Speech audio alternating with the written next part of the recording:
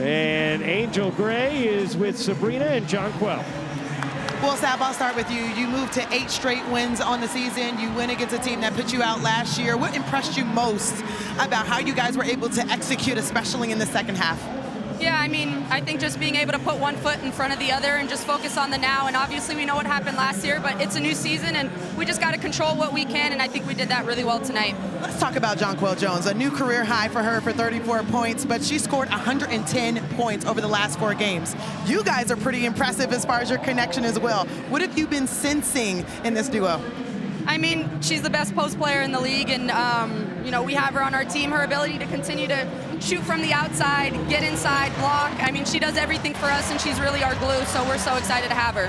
Thanks, Sab. I'll ask Jonquel now. That was great sentiments that she shared from you, I know that. But when you're thinking about the point guard that you have right now and how you guys are playing connected overall as a group, what stands out about how this team has grown in this season? I think we just rely on each other, you know.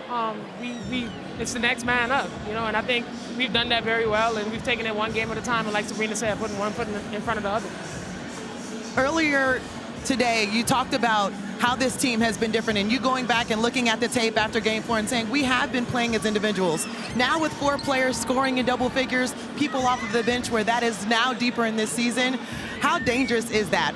Yeah, you know, we came together and we knew how special we could be, but it's taken some time to build our chemistry. And, you know, last year we did a lot of great things. We understand that we can take it to another level, and that's what we want to do this year. Congrats on the career high. It was an impressive win. Thank you.